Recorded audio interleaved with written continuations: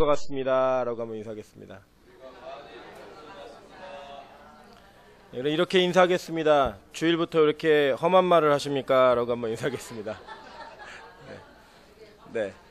사실은 우리가 주님의 형상을 담는 모습이기 때문에, 죄송한데 마이크 조금만 키워주실 수 있을까요? 제가 잘 안 들려가지고요. 네. 우리가 주님의 형상을 닮아가는 그리스도인들이기 때문에 사실은 부부가 살면 오랫동안 같이 살면 닮는다고 얘기하잖아요. 그런 것처럼 우리가 주님을 닮는 모습들이 드러나야 서로 닮게 됩니다. 그래서 우리 교우들을 만난다라는 거, 주일마다 같은 교회 성도들을 만난다라고 하는 것은 닮은 사람을 만나는 기쁨이 있어야 된다고 생각합니다. 네, 사실 제가 그 사역자 가운데는 설교가 굉장히 긴 사역자입니다. 깜짝 놀라는 것은 그런데도 준비한 거에 3분의 1도 못하는 그런 역사가 있는데, 오늘은 시간이 되게 많이 지나가지고 제 마음이 굉장히 급한 마음이 있어서 혹시 막 말이 빨라지면 뒤에 있는 그 권사님들께서는 손으로 이렇게 한번 흔들어 주시면 제 말을 조금 천천히 하도록 하겠습니다. 네, 오늘은 우리 본문의 말씀을 가지고 걸음마라는 제목으로 하나님 말씀 증거하도록 하겠습니다. 아이가 태어나서 키우다 보면 이렇게 아이의 그 성장 과정 가운데 부모가 느끼는 기쁨과 즐거움이 있습니다. 특별히 그 아이하고 첫 눈을 마주쳤을 때, 그리고 아이가 처음 엄마 아빠 얘기할 때, 그리고 또 이 아이가 첫 번째 걸음을 걸을 때 그 감동적인 순간들은 그 어떤 걸로도 표현할 수 없는 순간입니다. 저는 개인적으로 저희 아이가 그 3.95kg로 태어났습니다. 예, 태어났는데 이 아이가 태어나자마자 이제 막 울더라고요. 이제 너무 컨데다가 이제 태변을 보는 바람에 제왕절개를 했습니다. 제왕절개 해가지고 병원에서 이제 엄마는 정신이 없으니까 아빠를 오라고 해서 아이에게 갔는데 아이가 막 울더라고요. 근데 태명이 또또였는데 또또야 아빠야 라고 얘기하니까 이 아이가 눈을 뜨더니 저랑 눈을 맞추는 겁니다. 그때 저도 모르게 눈물이 왈칵 쏟아지더라고요. 그 앞에서, 간호원 앞에서 막 울었습니다. 막 울면서 고마워, 우리 집에 와줘서 너무 고마워 라고 얘기를 했습니다. 그리고 이 아이의 성장 과정을 저는 사실 이렇게 사진 찍는 걸 별로 안 좋아합니다. 제가 외모가 좀 안 좋은 외모인지 모르겠지만 사진 찍는 걸 별로 안 좋아하는데 저희 아내는 사진을 굉장히 많이 찍어주더라고요, 아이에게. 그 이유가 뭐냐면 나중에 이 아이에게 앨범을 만들어주고 싶다고, 성장 과정의 앨범을.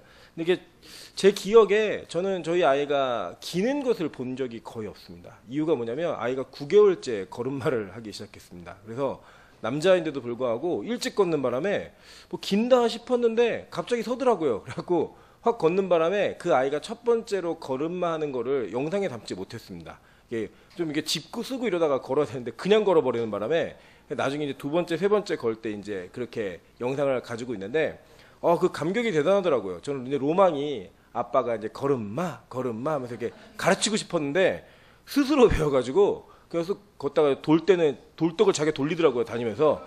그래가지고 아이에게 이렇게 걸음마라는 추억을 많이 남기지 못했던 것 같습니다. 그런데 못 걷던 아이가 걸으니까 참 기분이 좋더라고요.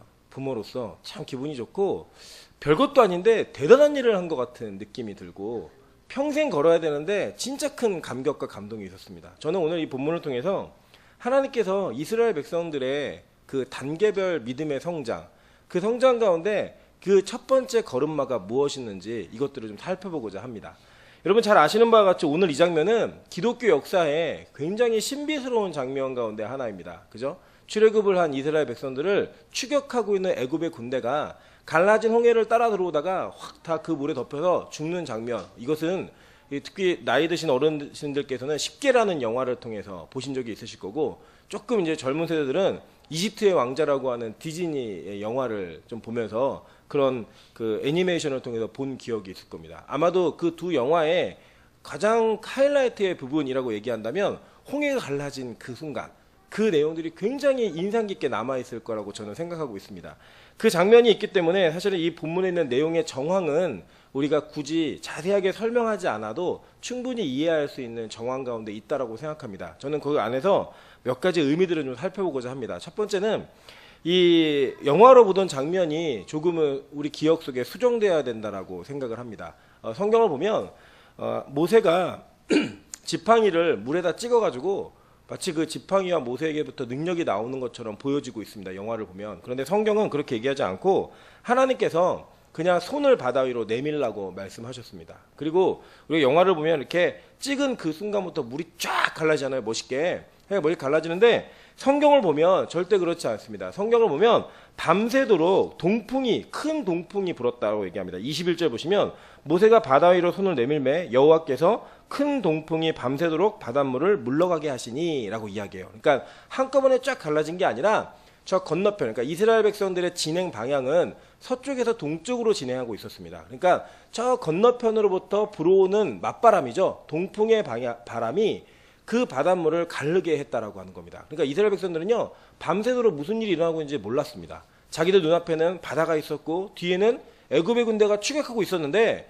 하나님께서 밤새도록 그 바닷물을 가르셔가지고 그 마른 땅을 지나가게 하셨다라고 얘기하고 있습니다. 그러니까 얼마나 답답했겠어요. 뒤에는 애굽의 군대가 칼을 들고 있습니다. 이들이 얼마나 무서웠냐면 그들이 부르짖었다고, 여호와께 부르짖었다고 얘기하고 심히 두려웠다라고 표현합니다. 그리고 나서 모세에게 한 말들을 보면 상당히 험한 말을 합니다. 11절 12절을 보시면 그들이 또 모세에게 이르되 애굽에 매장지가 없어서 당신이 우리를 이끌어내어 이 광야에서 죽게 하느냐? 어찌하여 당신이 우리를 애굽에서 이끌어내어 우리에게 이같이 하느냐? 우리가 애굽에서 당신에게 이른 말이 이것이 아니냐? 이르기를 우리를 내버려두라. 우리가 애굽 사람을 섬길 것이라 하지 아니하였더냐? 애굽 사람을 섬기는 것이 광야에서 죽는 것보다 낫겠노라 라고 얘기합니다. 그러니까 왜 끌어냈냐는 거예요. 왜 우리를? 나 차라리 그냥 애굽에서 종노릇하다가 내 평생에 가지고 있는 천수를 누리며 사는 거, 그게 내 기쁨일 수 있는데 굳이 내가 애굽 땅에 묻힐 데가 없어갖고 나 끌어냈어? 이렇게 얘기하면서 모세를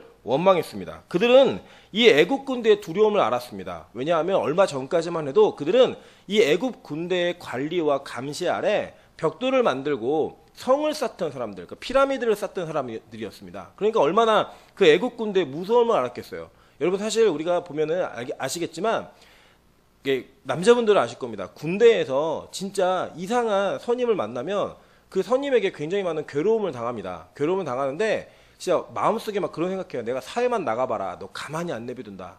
근데 실제로 사회 가서 만나면 그 같은 이제 동일한 일반인이잖아요. 민간인인데도 불구하고 위축되어지는 자신을 발견할 수 있습니다. 그리고 여러분 그 운동 경기 중에도 이렇게 뭐 격투기 하는 경기들, 사실 저는 이제 목사임에도 불구하고 불건강하게 그런 경기를 참 좋아합니다. 좋아하는데 거기 보면은 제일 어려운 경기 중에 하나가 리벤지전, 복수전이에요. 한번 졌던 상대에게 다시 한번 도전해서 그 경기를 할 때는요, 위축된 마음이 있어요. 내가 이전에 한번 패배한 경험이 있기 때문에. 그런데 이스라엘 백성들은 평생을 애굽의 노예로 살았기 때문에 그들이 느끼는 애국 군대에 대한 공포는 이루 말할 수 없는, 감히 우리가 표현할 수 없는 그런 상태의 공포였습니다.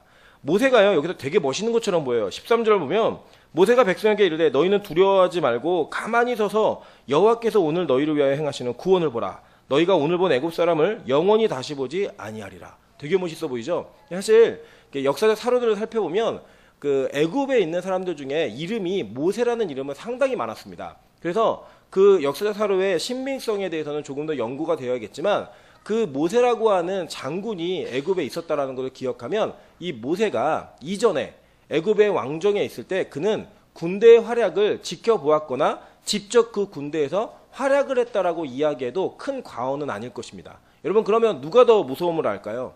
실제로는 이 애굽의 군대의 두려움과 공포를 더 잘 아는 사람은 압제를 당했던 사람이 아니라 이 군대가 가지고 있는 힘이 어느 정도인가 이것을 알고 있는 사람, 바로 모세가 가장 큰 공포심을 느끼는 것이 맞습니다. 그래서 모세는 백성들에게는 야 너네들 가만히 있어, 하나님께서 너희를 구원하실 거야 라고 말은 했지만 실제로 모세가 가장 많이 부르짖었습니다. 그래서 하나님께서 이렇게 말씀하십니다. 15절 보니까 여호와께서 모세에게 이르시되 너는 어찌하여 내게 부르짖느냐 라고 얘기했어요. 자, 이게 뭐예요?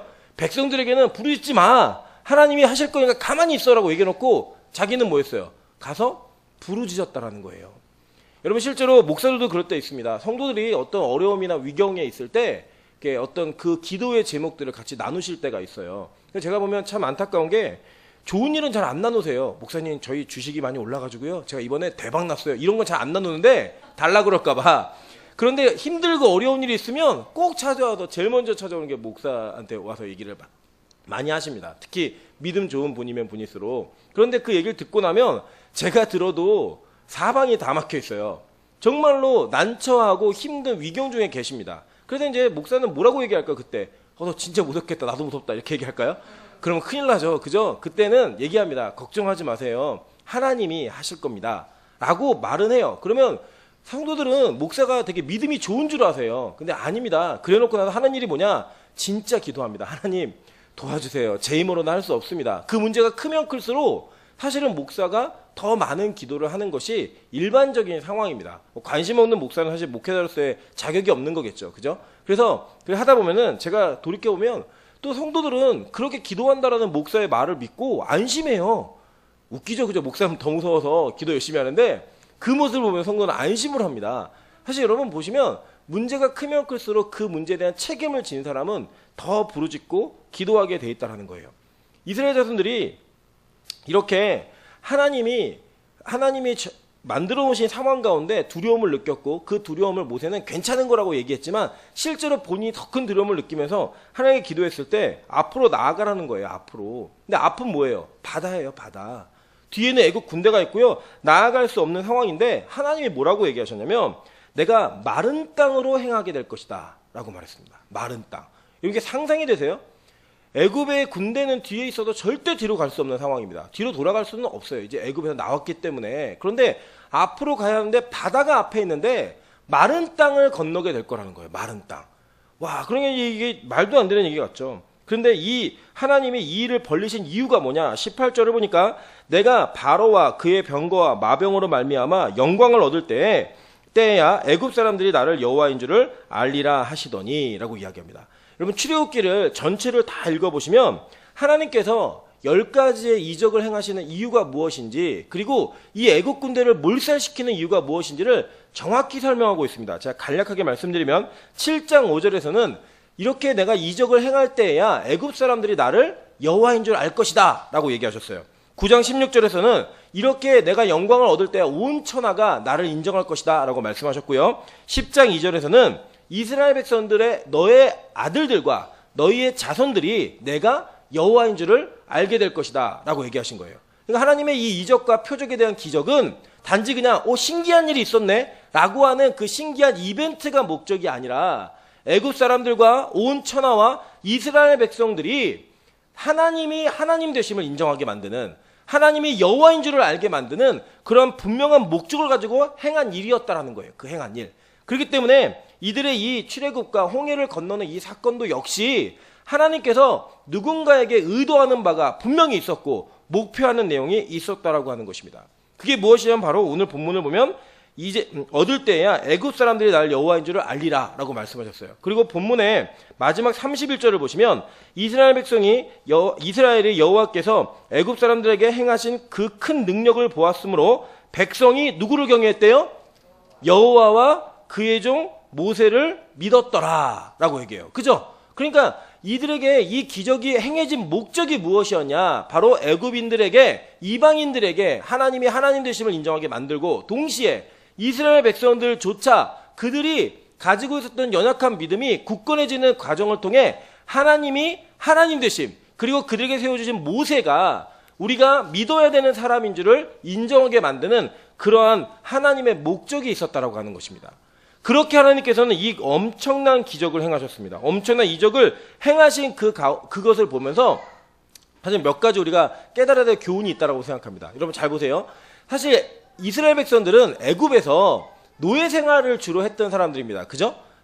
계속 노예 생활을 했기 때문에 그들의 물론 이제 430년 전체가 다 노예 생활을 하지 않았습니다. 약 그 역사적으로 사료를 따져보면 150년 정도를 그들이 노예 생활을 했습니다. 그러니까 아마 150살 이하는 다 태어날 때부터 노예였던 거예요. 근데 그들이 노예 생활한 그들의 모습 가운데 하나님이 그들을 광야로 이끌어내 출애굽을 시키시면서 애굽으로부터 탈출하게 하신 거예요. 그죠? 탈출한 게 아니라 애굽으로부터 스스로 나올 수 없는 민족이었기 때문에 몰아내버리셨어요. 그러니까 그들은 애굽 땅을 벗어난 적이 있다 없다?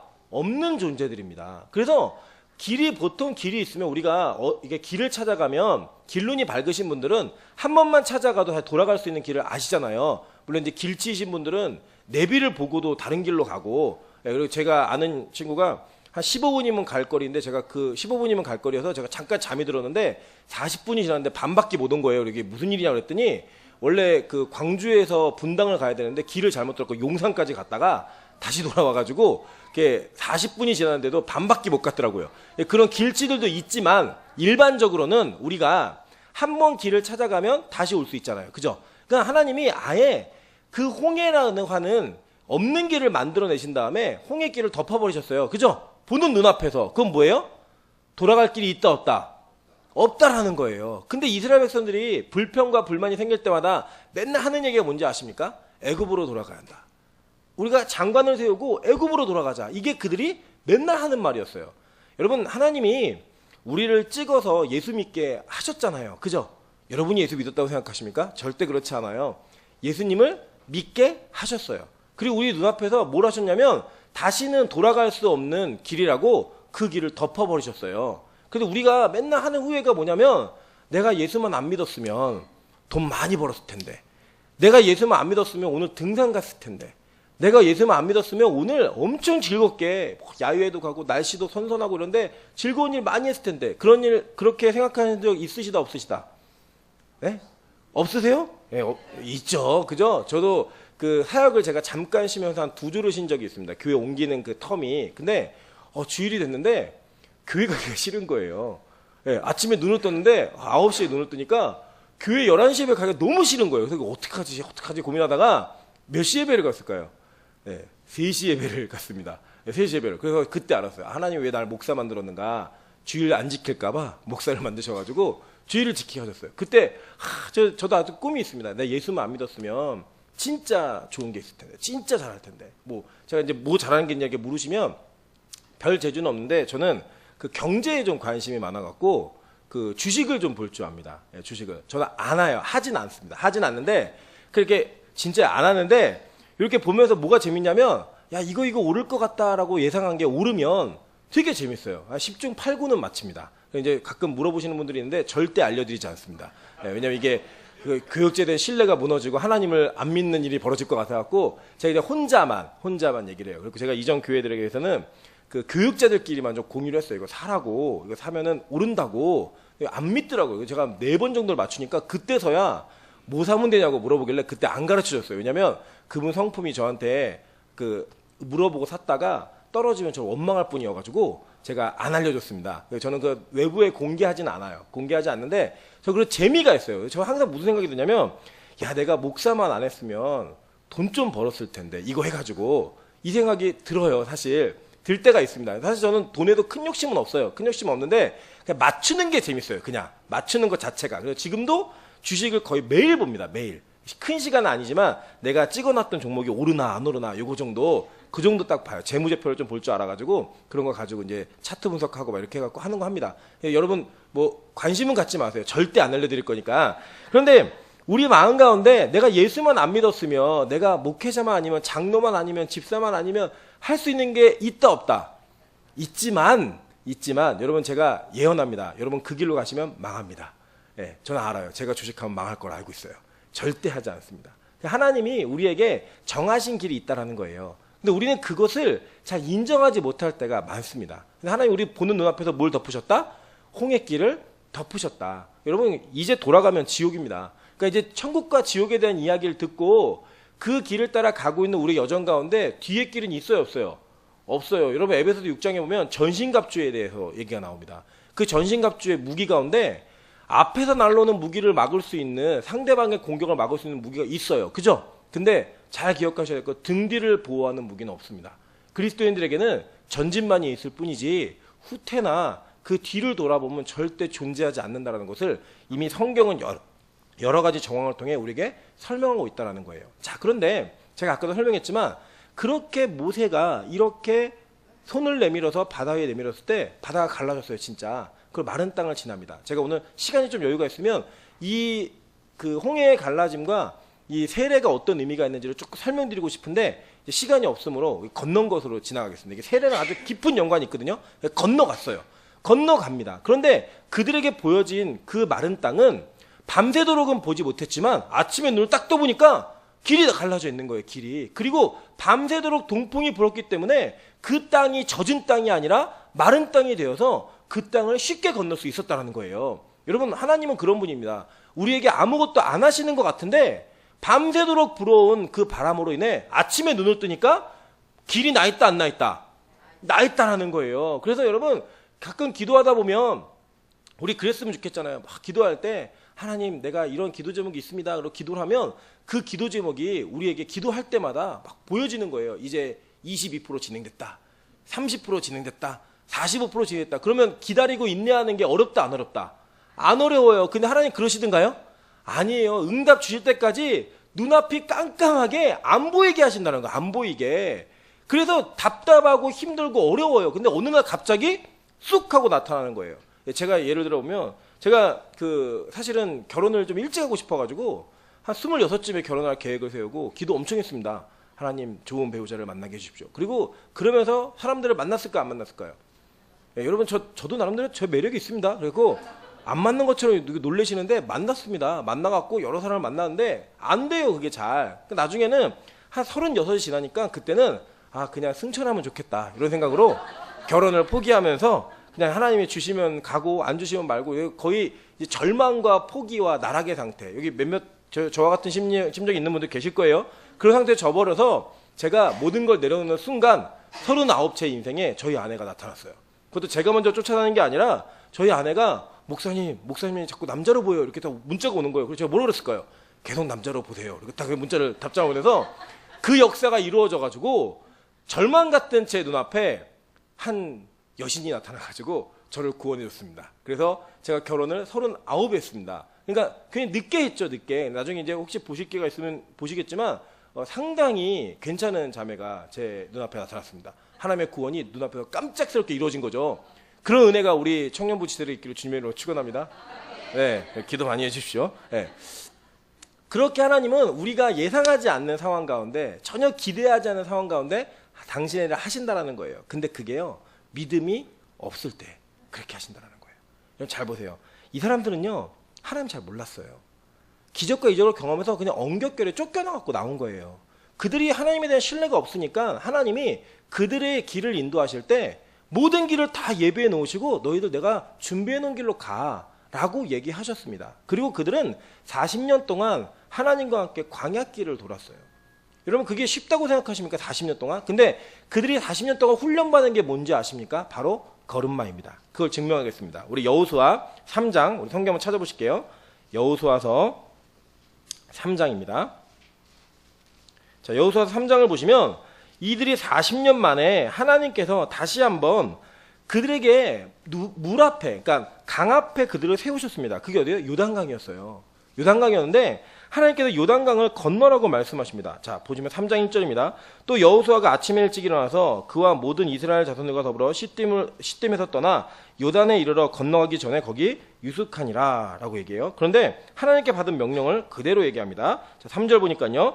백성에게 명하이르되 너희는 레위 사람 제사장들이 너희 하나님 여호와의 언약궤를 매는 것을 보거든 너희가 있는 곳을 떠나 그 뒤를 따르라. 그러나 너희가 그 사이가 2000규빗쯤 되게 하고 그곳에 가까이 하지는 말라. 그리하면 너희가 행할 길을 알리니 너희가 이전에 이 길을 지나보지 못하였음이니라 하니라 라고 얘기해요. 그러면서 너네 성결케 해라. 그럼 기이한 일들을 행하실 것이다 라고 이야기했어요. 자, 그러니까 어떤 일이 벌어졌냐면 하나님이 그들을 계속 전진시키는 거예요. 전진. 그런데 자, 읽겠습니다. 자, 13절 한번 보실게요. 13절. 온 땅이 주 여호와의 궤를 맨 제사장들의 발바닥이 요단물을 밟고 멈추면 요단물 곧 위에서부터 흘러내리던 물이 끊어지고 한 곳에 쌓여 서리라 라고 얘기했어요. 15절 볼게요. 자, 15절 보니까 요단이 곡식 거두는 시기에는 항상 언덕에 넘치더라. 궤를 맨 제사장들이 요단에 이르며 궤를 맨 제사장들의 발이 물가에 잠기자 곧 위에서부터 흘러내리던 물이 그쳐서 사르단에 매우 가까운 멀리 있는 아담 성읍 변두리에 일어나 한 곳에 쌓이고 아라바의 바다 여매로 향하여 흘러가는 물이 온전히 끊어지매 백성이 여리고 앞으로 바로 건널세 여호와의 언약궤를 맨 제사장들은 요단 가운데 마른 땅에 굳게 섰고 그 모든 백성이 요단을 건너기 마칠 때까지 모든 이스라엘은 그 마른 땅으로 건너갔더라 라고 얘기합니다. 여러분 여기서 두 가지 차이가 있습니다. 첫 번째는 홍해는 바닷물이 가운데가 쫙 갈라졌어요. 근데 요단은요 내려오던 물이 멈춰섰어요. 갈라진 게 아니에요. 멈춰서고 그 길을 건너게 된 겁니다. 그리고 또 한 가지는 무엇이냐? 홍해는요 갈라져 있는 그 마른 길을 건넜습니다. 그러니까 발에 물을 적실 이유가 있었다 없었다? 없었어요. 그런데 요단은요 제사장들이 벗개를 메고 그 요단강에 물을 밟을 때까지 강이 멈추지 않았어요. 그러니까 상황이 바뀐 게 없었다라는 거예요. 그럼에도 불구하고 그들의 발이 물가에 잠기자 그때부터 하나님이 일하기 시작하셨더라고 성경은 말하고 있습니다. 여러분 이게 무슨 차이냐? 40년 전에 이스라엘 백성들은 아직 갈라지지 않은 물에 발을 디딜 수 있는 믿음이 없었던 인간들이었어요. 그렇기 때문에 하나님께서는 갈라진 물을 건너게 하시려고 그들 앞에서 엄청난 기적과 이적을 이루신 이후에 갈라진 그 땅을 건너라 라고 말씀하셨고요. 그 40년 동안에 하나님께서 그들을 먹이시고 입히시고 살리시고 지키시는 은혜를 경험한 이후에는 너희들 아직 갈라지지 않은 그 물에다가 너희들 발을 담궈봐. 그렇게 담궜을 때 첫 발을 내딛는 믿음의 걸음마가 있었을 때에 비로소 요단강물이 멈추기 시작했다라고 성경은 말하고 있는 것입니다. 여러분 이게 얼마나 어려운 일인지 아십니까? 환경이 바뀌고요. 상황이 뭔가 변화가 되어서 하나님이 정하신 길, 하나님이 이루신 길이라는 확신이 있을 때는요. 그 길을 가는 게 어렵지가 않아요. 그리고 특별히 우리가 믿음이 없을 때는 우리가 무언가 하나님 앞에서 믿음이 성숙하지 못할 때에는 하나님이 우리를 인도하실 때 그러한 방법으로 인도하세요. 다른 여지가 없는 환경의 변화가 분명해서 이 길은 주님이 예비하신 길이구나 라고 확신할 수 있는 그 길을 인도하세요. 근데 여러분 믿음이 좋아지고 신앙의 연륜이 깊어지면 깊어질수록 하나님이 이런 상황을 잘 만드는지 아세요? 어떤 상황을 만드느냐? 우리의 믿음으로 먼저 발을 내딛는 그 상황을 만드신다는 거예요. 근데 안 보여요. 응답이 될 여지가 없는 것 같아요. 응답이 안 될 것 같은 그런 불안함이 있어요. 그런데 그 안 될 것 같은 불안함 속에 우리가 하나님을 신뢰하는 마음으로 그 물에다 갖다 그냥 발을 담그니까 물이 갈라지기 시작하는 거예요.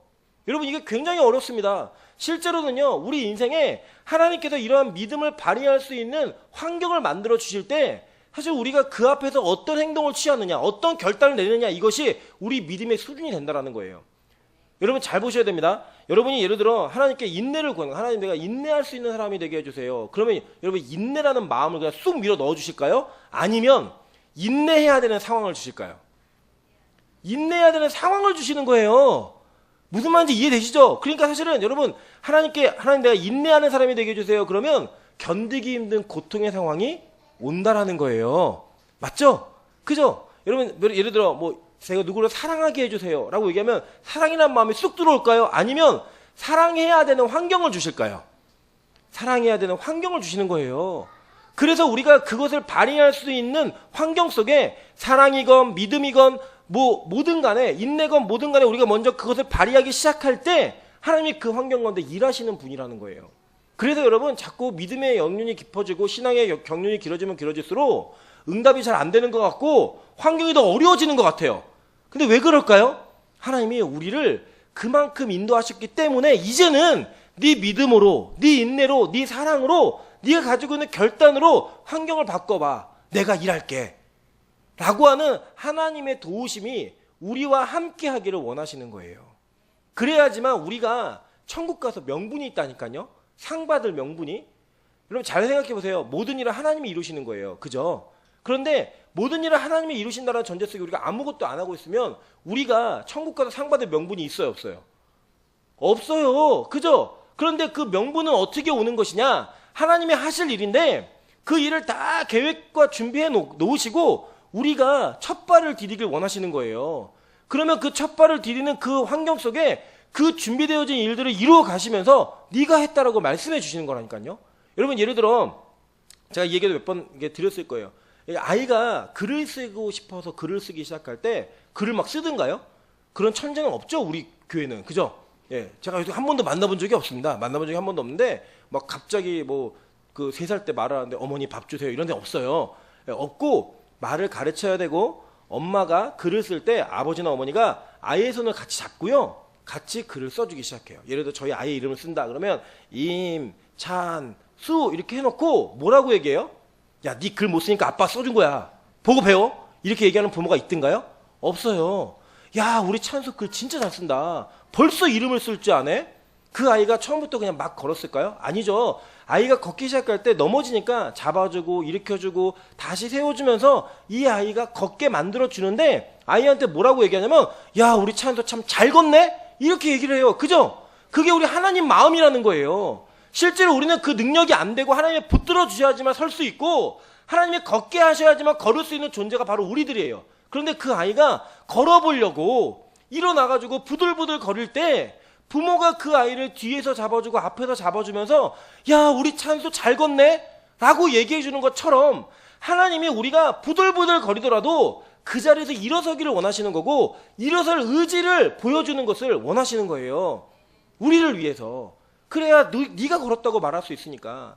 실제로 이스라엘 백성들이 이렇게 요단강을 건넌 뒤에 그들이 그 두 가지의 기념을 세웁니다. 하나는 그 제사장들이 법궤를 메고 이스라엘 백성이 다 건널 때까지 서 있었거든요. 그 서 있었던 자리에다가 12돌을 세워요. 그리고 그 서 있었던 자리에 있었던 돌을 12개를 가지고 와가지고 그들이 정한 곳에다가 그 돌을 세워놓습니다. 그리고 얘기해요. 나중에 너희 후손들이 이 돌들이 뭐예요? 무슨 의미예요? 물으면 하나님께서 너희를 이 길을 걷게 하셨다라고 하는 것을 증명하라는 거예요. 자, 성경에 보면 여호수아 4장에 이렇게 얘기합니다. 자, 4장 6절을 보면 이것이 너희 중에 표징이 되리라. 후일에 너희 자손들이 물어 이르되 이 돌들이 무슨 뜻이냐 하거든 그들에게 이르기를 요단물이 여호와의 언약궤 앞에서 끊어졌나니 곧 언약궤가 요단을 건널 때 요단물이 끊어졌으므로 이 돌들이 이스라엘 자손에게 영원히 기념이 되리라 하라 하니라 라고 얘기해요. 자, 그리고 보니까 22절 보세요. 너희는 너희의 자손들에게 알게 하여 이르기를 이스라엘이 마른 땅을 밟고 이 요단을 건넜음이노라 라고 얘기해요. 그죠? 그러니까 이게 기념이 되게 만들라는 거예요. 그리고 여러분 잘 보세요.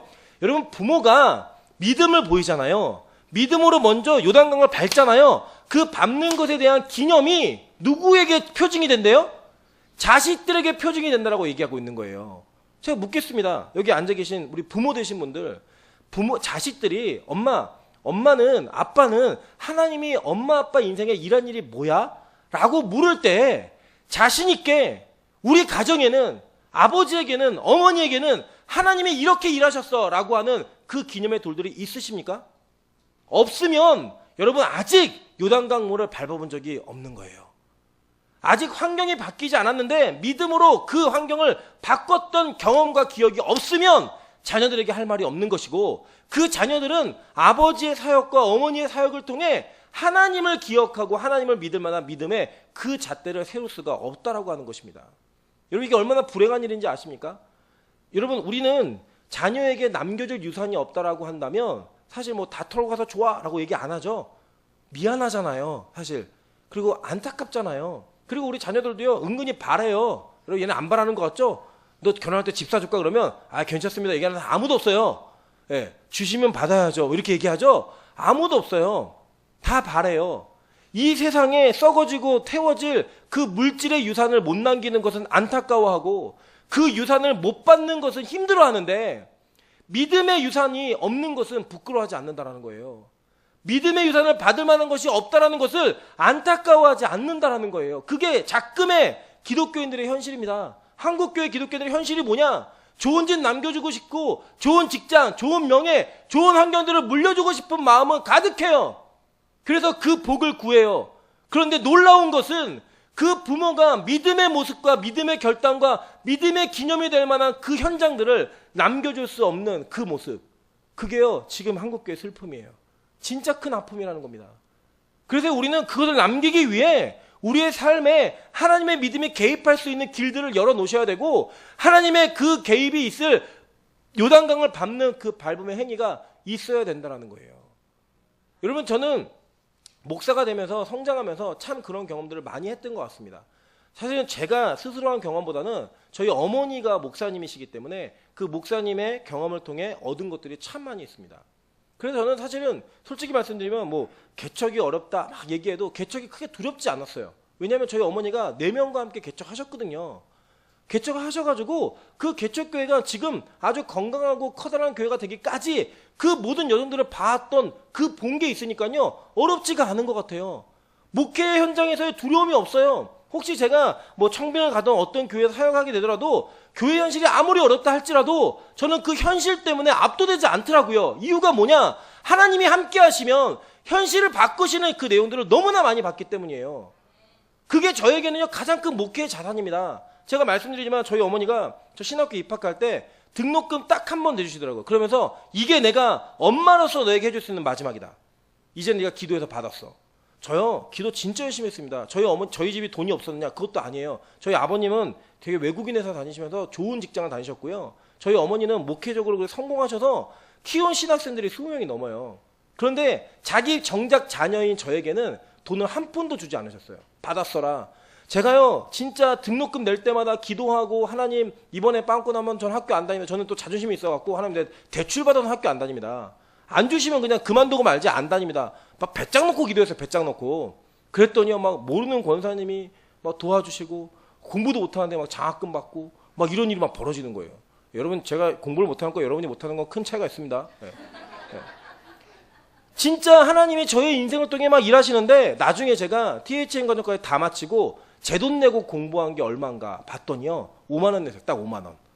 5천만 원이 넘는 모든 학비에 제가 딱 5만 원 냈더라고요. 5만 원. 지금도 그 5만 원 하나님 채워주시길 바라고 있습니다. 네. 온전히 하나님께 일하셨다는 걸 보이기 위해. 그간에 저에게 시험이 없었을까요? 아니요, 있었죠. 제가 차를 굉장히 좋아했습니다. 그래서 제 꿈이 뭐냐면, 이제 시험 들지 마시고, 제 꿈이 머리를 길러가지고요, 쫙 묶고, 왜 그런 표정을 줘요? 예. 예. 스포츠카를 딱 타고 여행을 다니면서 전도하고 막 이런 게 제 꿈이에요. 제 꿈이에요. 그래서 제가 스포츠카를 타고 싶어갖고 돈을 차곡차곡 모았습니다. 제가 일전에 말씀드렸지만 제가 교육자로서 벌 수 없는 큰 돈을 벌었던 사람이기 때문에 많이 모아갖고 차 살 돈을 마련했어요. 근데 기도만 하면 하나님이 그 돈을 헌금하라는 막 그 감동을 주시는 거예요. 그때 제가 처음에는 아니야, 이건 마귀의 메시지야 막 이러면서 거부하고 거절하고 절대 아니다, 이거는 할 수 없는 일이야 라고 생각을 했어요. 그런데 기도할 때마다 저에게 그게 막 계속 감동이 오는 거예요. 미치겠어요. 그래갖고 결국은 그 돈을 헌금을 내는데, 제가 헌금통에다가 이 돈을 넣으면서 이걸 못 넣더라고요. 봉투를 툭 떨어져야 되는데 못 넣고 있더라고요. 뒤에 사람이 뭐예요? 그래서 놀래갖고 나왔습니다. 놀래가지고. 네. 스스로 드린 게 아니라 뭐예요? 그래 놀래갖고 탁 나왔어요. 근데요, 그걸 딱 드리는 순간 제 안에 어떤 확신이 드냐면, 그래, 나는 돈의 노예가 아니야. 나는 돈의 노예가 아니야. 그 확신이 확 생기더라고요. 저게 간증이에요. 저는 지금도 돈의 노예로 살지 않습니다. 있으면 있는 대로, 없으면 없는 대로. 여러분, 저는 은사가, 돈 잘 쓰는 은사가 있습니다. 저는 10억이 있어도요, 저 일주일에 다 쓸 수 있어요. 잘. 저는 한 푼도 없어도 저는 한 달이고 두 달이고 잘 살 수 있습니다. 없어도. 저에게는 그거는 중요한 가치가 아니기 때문에. 한 번 하나님이 등록금을 딱 마련해놨는데, 헌금을 해요, 등록금을. 여러분, 이게 상식적으로 이거 헌금하면 빚을 져야 돼요. 이게 못하겠어요, 진짜. 근데 하래요, 등록금을. 그때 당시에 등록금이 350 정도 했는데, 그 돈을 모아놓은 돈을 다 헌금했습니다, 그냥. 그리고 나 학교 안 다닌다고 다 헌금했어요. 근데 또 안 다닐 수 없으니까 대출을 받았습니다. 그리고 학자금 대출 냈는데, 며칠 뒤에 어느 분이 기도하다가 하나님이 전사님 돈 좀 주라고 그러면서 저에게 딱 350을 주시는 거예요. 저는 그걸 경험하면서, 와, 제가 이왕이면 그분이 먼저, 하나님 기도 중에 하나님 당연히 350 주래요. 이렇게 했으면 제가 등록금 드리는 게 쉬웠을까 어려웠을까요? 쉬웠겠죠. 그죠? 그런데 안 주시고 그냥 그걸 내래요. 막무가내로 하나님이. 우리 하나님 되게 배짱인 분입니다. 여러분, 제가 그때도 스포츠카를 중고로 살 돈을 모아갖고 냈거든요. 하나님이 지금 제가 그 SUV 차를 하나 타요. 조금 좋은 차를. 근데 그 차는 선물 받은 차입니다. 네, 교회에서 제가 개척한 교회를 헌신하고 사임할 때 교인들이 돈을 모으셔가지고 저에게 그 차를 선물해 주셨어요. 제 능력으로는 살 수 없는 차예요. 저에게 선물을 주셨어요. 그러니까 혹시 막 제가 그 차 타고 오면, 야, 돈 많은 것보다 오해하지 마세요. 제가 가지고 있는 대부분은 선물을 받은 거예요. 귀한 것들은 다. 제가 그때 그것을 드렸을 때, 이왕이면 누가 선물 차 줄 거니까 그거 헌금 좀 해. 그럼 제가 헌금 쉽게 했을까요? 어렵게 했을까요? 쉽게 했겠죠. 근데 하나님 그런 분이 아니시더라고요. 차 헌금한 거는 10년 뒤에 갚아주셨고, 등록금은 며칠 뒤에 갚아주셨어요. 그런데 저에게는 그 당시에 그 헌물과 헌금을 할 때는 그게 되게 어려웠던 일이었다니까요. 어려웠던 일. 근데 그걸 하고 나니까요, 믿음이 생기더라고요. 믿음이. 와, 내가 먼저 발을 내디디니까 하나님 일하시는구나. 저는요, 이 간증을요, 어느 교회를 가든 다 얘기합니다. 제 자랑이 아니라 여러분도 경험해 보시라고요. 저는 이걸 제 자녀에게 얘기해 줄 거예요. 나중에 그 아이가 헌금 때문에, 돈 때문에 절절매고 있으면, 봐, 아버지 인생에 이런 일이 있었어. 그러니까 너도 하나님 믿고 신뢰하고 감동이 오면 아끼지 말고 헌금해 라고 얘기할 수 있는 제 안에 자신감이 생겼다니까. 자신감이. 뭐 이 외에도 여러 가지 일들이 있지만 오늘은 하나님 감동 요것만 주시니까 요것까지만 얘기할게요. 요것까지만. 네. 여러분, 그래서 저는 이전에도 제가 사역하는 교회들 가면요, 항상 제가 사역하는 교회에 부서가 있잖아요. 그 부서의 재정이 거의 2배 이상 3배까지도 성장했던 경험들을 다 했습니다. 왜냐하면 제가 드린 경험이 있으니까 드리라고 말하는 게 어렵지가 않은 거예요. 제가 헌신한 경험이 있으니까 헌신하라고 말하는 게 어렵지가 않은 거예요. 여러분, 우리가 이러한 결단이 있어야 하지만, 이러한 발디딤이 있고 걸음마가 있어야 하지만, 우리의 자녀들에게, 우리 후대들에게 너희도 그 길을 걸어라 라고 얘기할 수 있는 거예요. 저희 어머니가 말씀하셨어요. 야, 이제 너 뼈를 묻는 각오로 어디 가든 일해. 그분이 그렇게 하셨거든요. 그래서 제가 그 일을 할 수 있는, 저에게 믿음을 주시더라고요. 헌신을 주시더라고요. 그리고 그 말 앞에서는 제가 다른 이의를 제기 못할 것 같아요. 여러분, 그럴 수 있잖아요. 제가 예를 들어서 막 제 몸을 아끼고 막 제가 막 손해 안 보려고 그러면 여러분한테 헌신해라, 희생해라 하면 여러분 하시겠어요? 안 해요. 절대 하지 않습니다.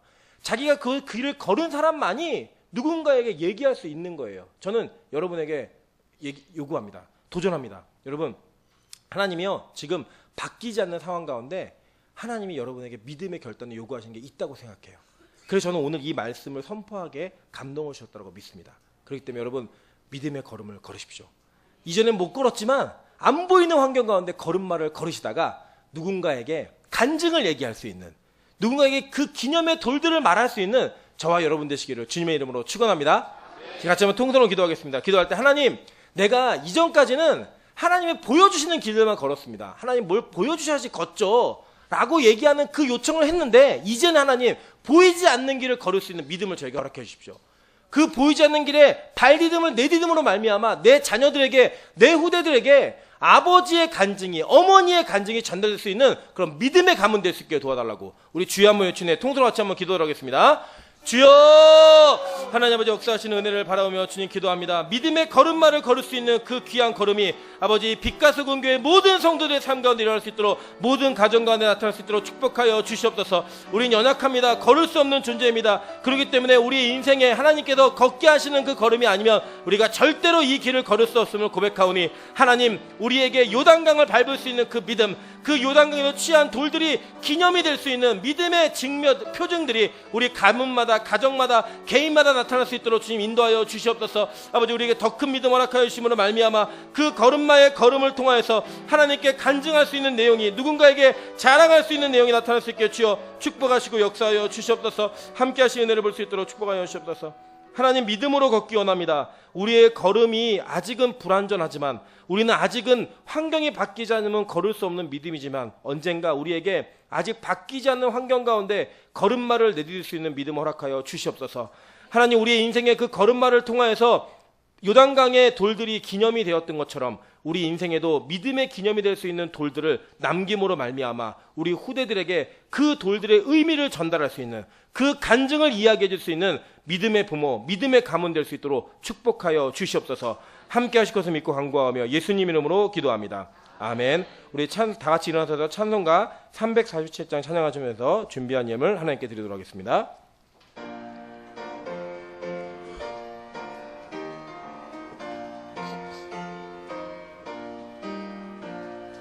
허락하신 새 땅에 들어가려면